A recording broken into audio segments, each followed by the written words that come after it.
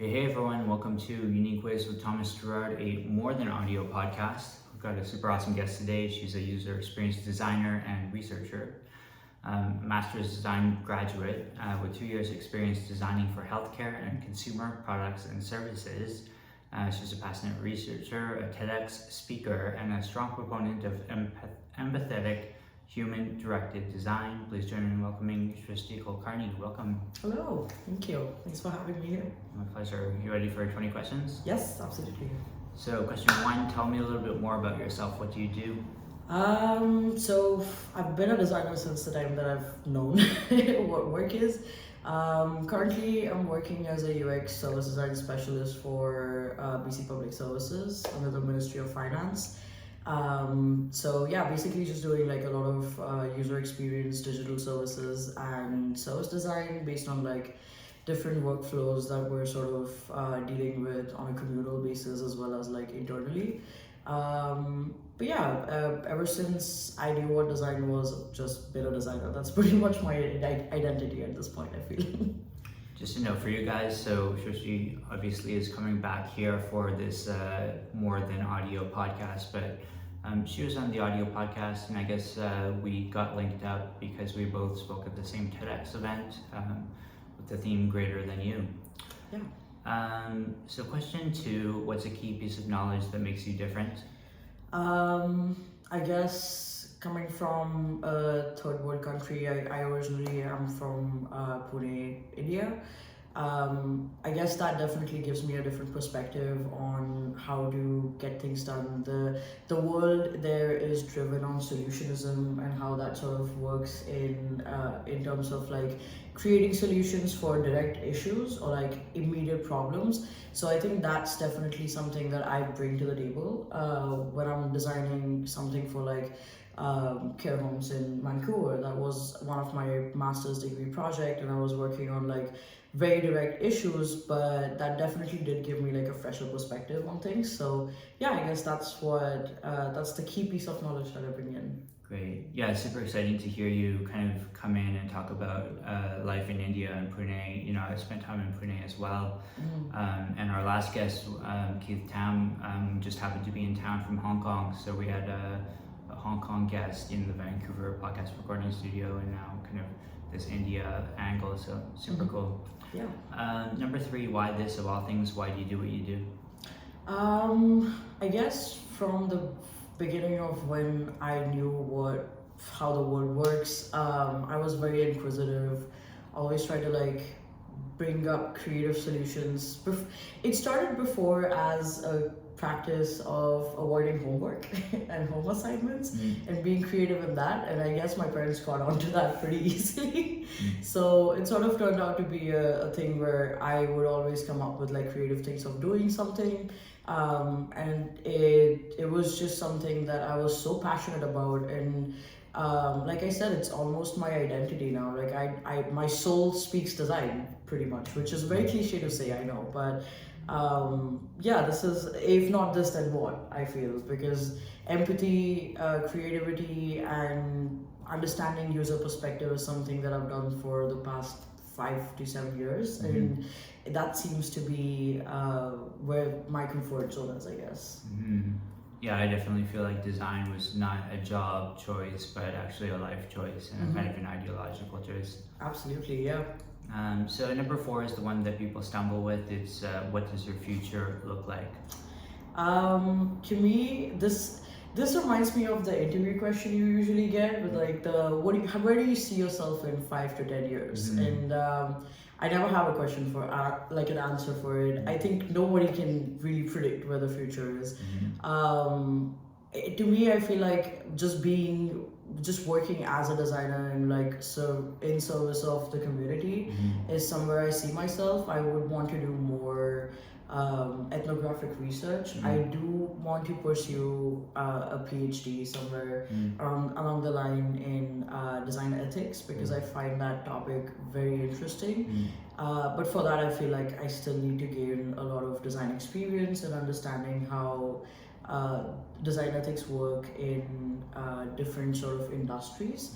So that's the aim for now. But Recently, in almost like 2 months ago, I got laid off from my job, and at that point I had a very different perspective on where I wanted to be and how I wanted to see things, and that has really changed my mindset about like looking forward in the future, because you can never tell what happens. Like you can never tell where like life ends you, like, or gives you a notice, you know. And it does become sort of like a cog in the whole mechanics of how does your future look like, or what you think about your future.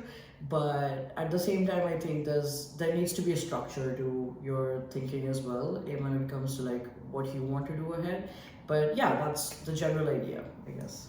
You know, at the time of this recording, we're experiencing all these big tech layoffs, particularly the Meta layoffs, and you know, it's very sad, but at the same time, for me, it's kind of exciting because it opens the door and says maybe I'll be able to have conversations with these people, which is really exciting for me. Really smart people out there that are ready to talk.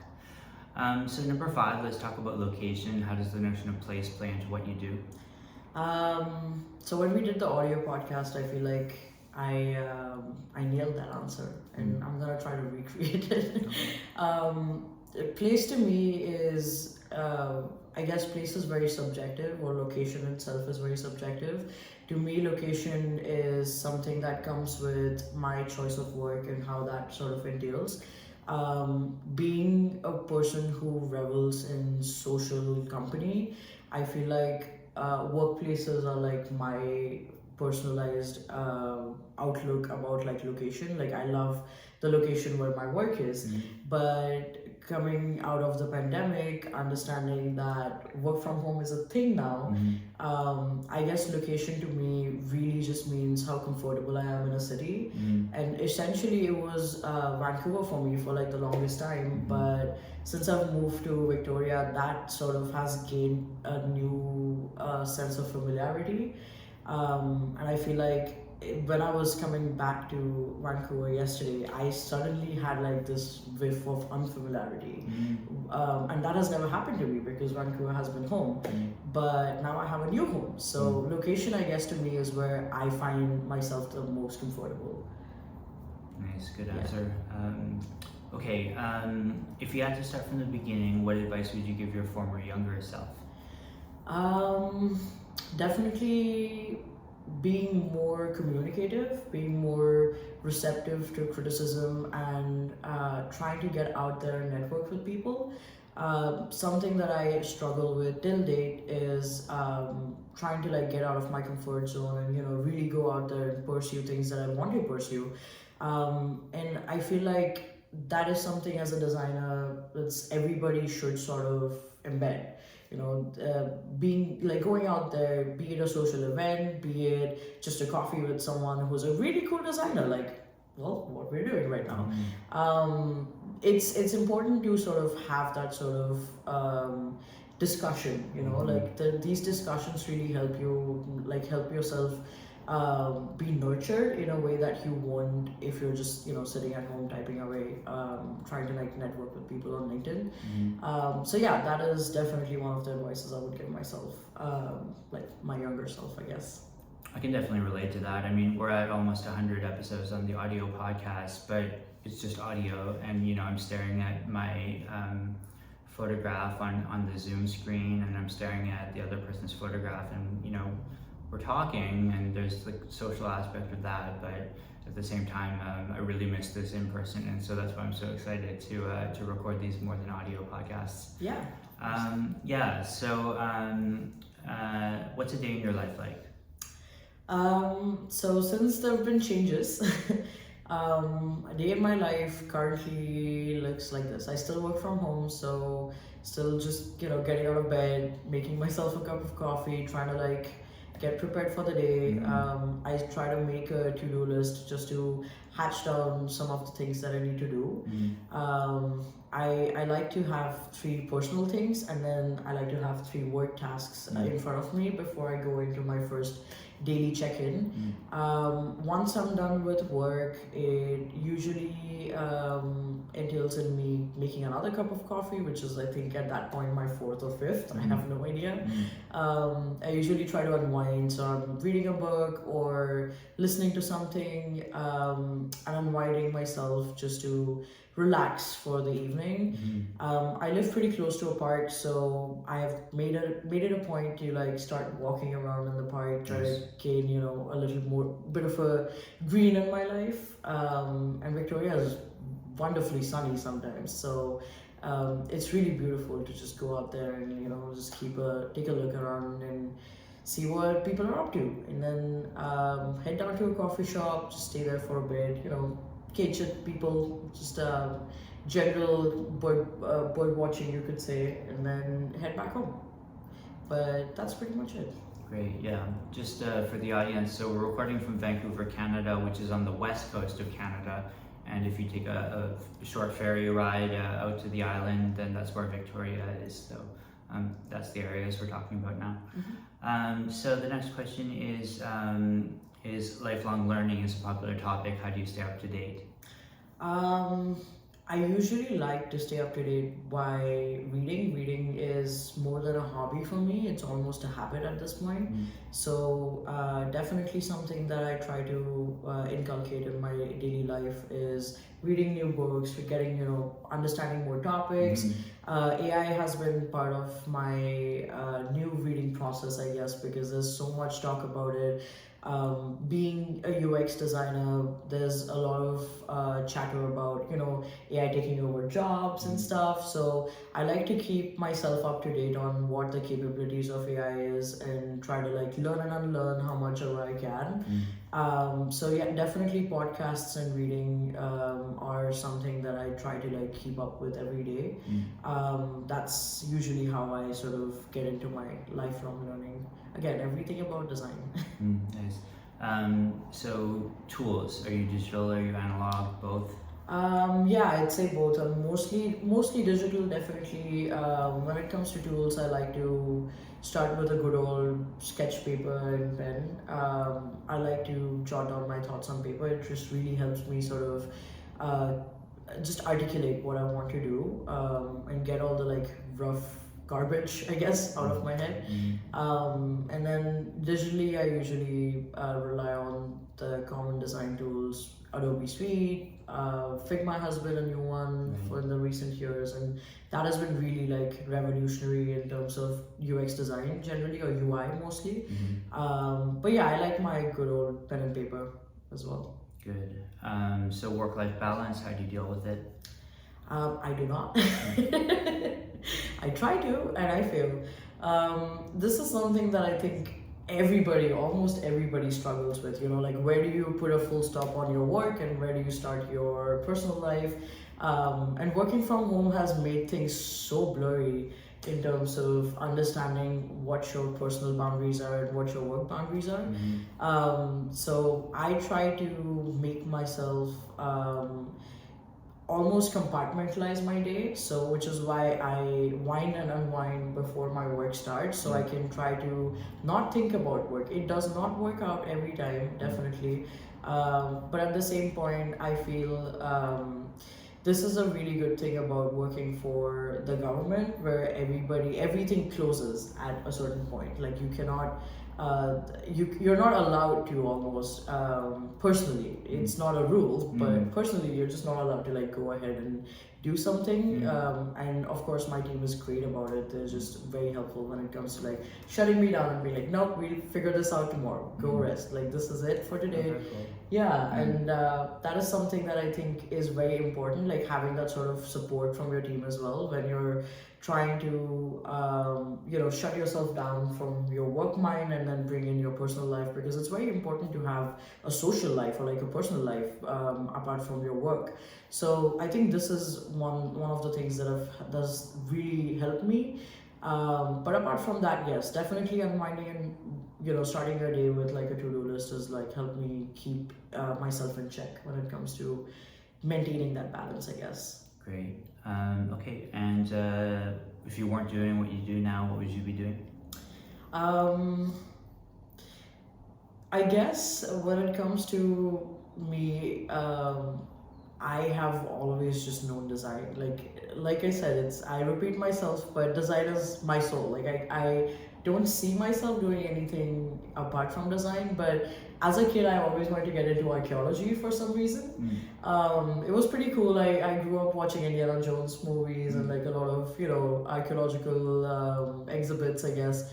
And I was really into archaeology, but at the same point, I'm really scared of spiders, so not going anywhere close to nature that has those eight-legged demons.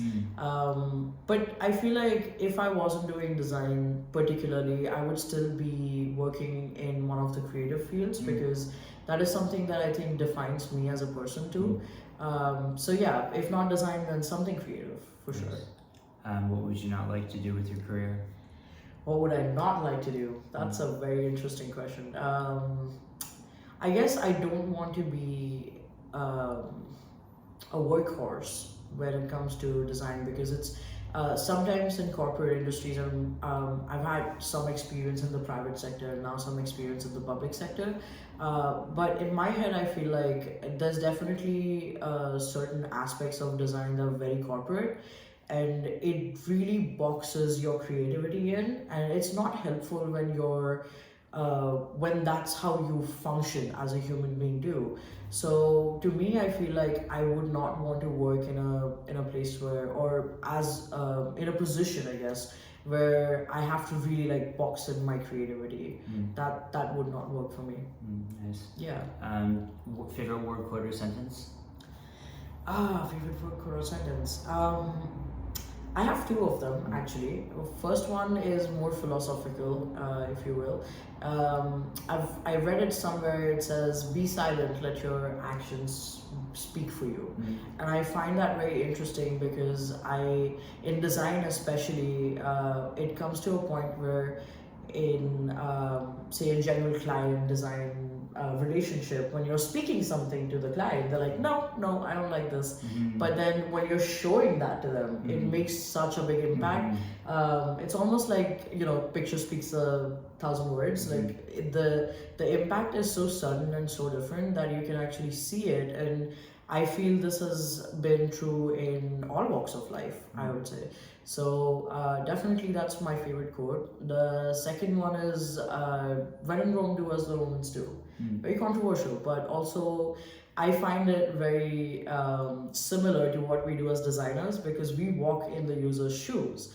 And to me, that's almost like gaining a different persona yourself and sort of donning that and being that person, or like being that functioning particular, I guess, user. And that I think is very interesting when it comes to the quote. So yeah, those are my favorite quotes. I'm glad to hear you talk about the classics and that kind of Greek side of things is so interesting for me. If you had to pick one word to describe yourself, what word would you choose? I guess my social media handle really helps in this case because I think I've nailed it down to like the perfect thing that describes me. It's a confused social butterfly. That's what I call myself. I am an ambivert. I am someone who, like I said before, revels in social company and like discussions and just generally like talking to people. If I don't talk to like at least a person a day, it's very hard for me to live life. Yeah. And I find that I think that's like very similar between us too because we are very like talkative, but also like some people who revel in like-minded, I guess, company. But also it's very awkward for me to like start up conversations, and like I said before, like I am someone who doesn't really put myself out there and speak with people or like do things that I really like to do because I'm particularly shy, or I don't know what it is. I'm trying to figure it out. But yeah, so I think that like defines me properly. Great. Yeah. What keeps you up at night? Work. Work keeps me up at night. Existential crisis is one of my favorites, but let's not get into that.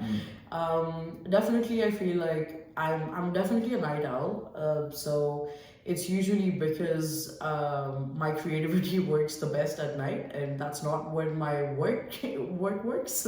So to me, it's mostly because I'm trying to navigate through something that's happening at work, and my creativity flows only after midnight somehow. So what I usually tend to do in that case is have a notepad right next to my bed. So I try to like write down my thoughts or sketch down my thoughts so I can keep a track of what I'm thinking and go to bed peacefully after that. Very good. Final stretch, what's a dream you're chasing? A dream I'm chasing would be,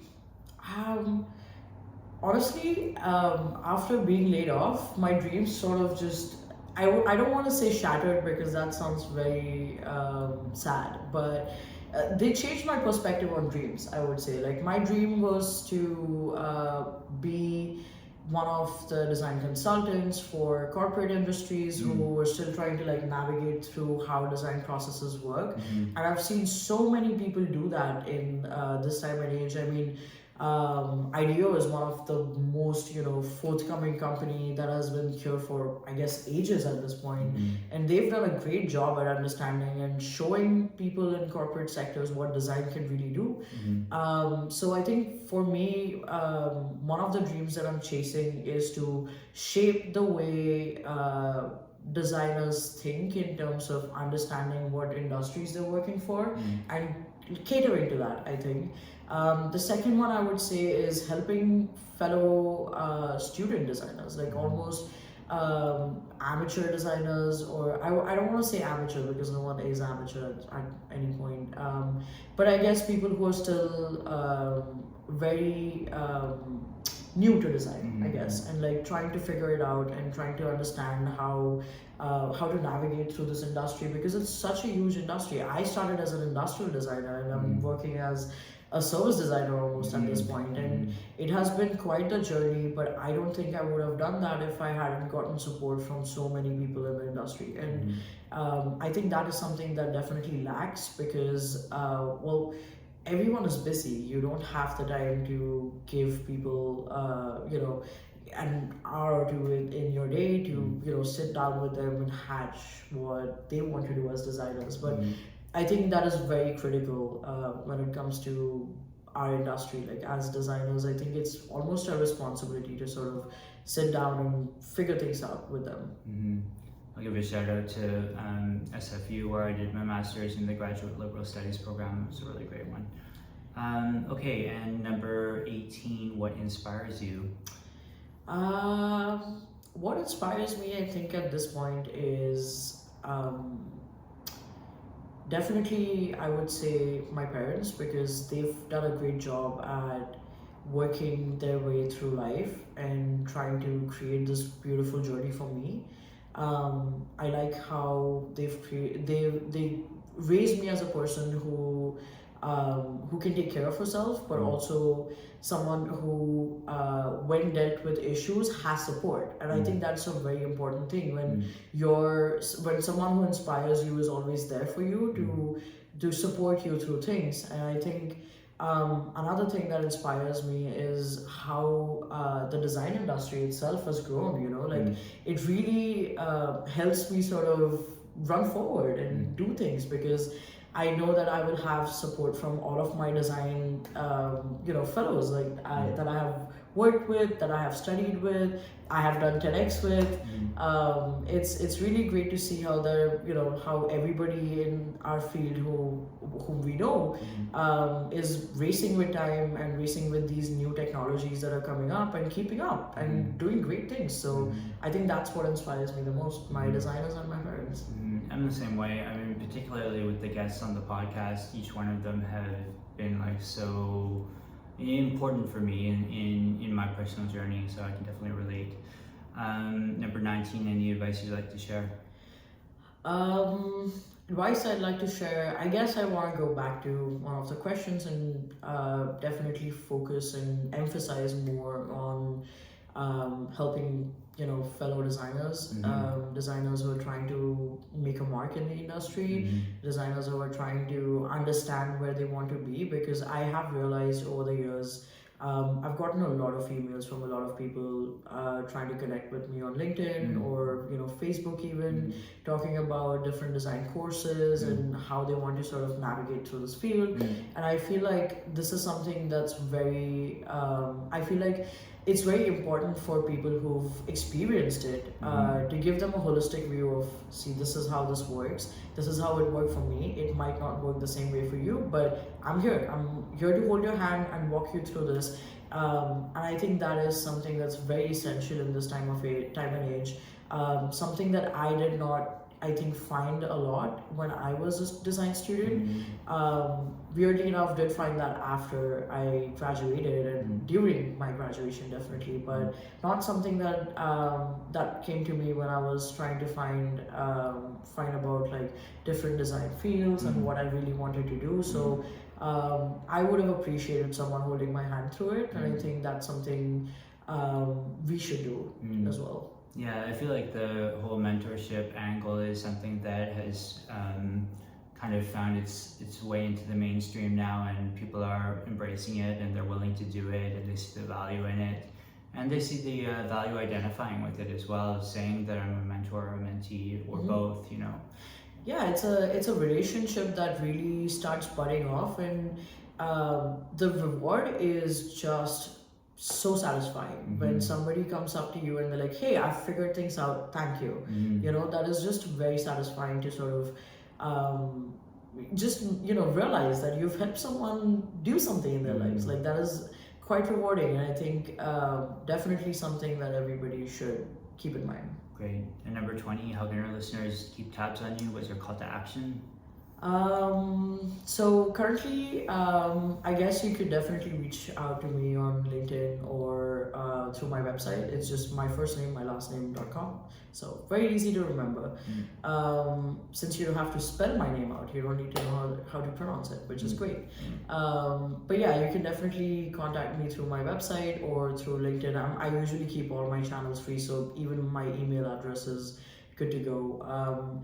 Anytime anybody wants to network or just grab a coffee, I'm always down. So yeah, that should be good. You'll probably see more projects coming onto my website at some point, but for now it's just 3 of them. Okay, well, so great to have you in the in-person podcast recording studio here in Vancouver. From the TED talk and connecting there to having the India connection, the master's degrees, we have so much overlap, right? Absolutely. And it's been really great to stay connected this way. Thank you guys for listening.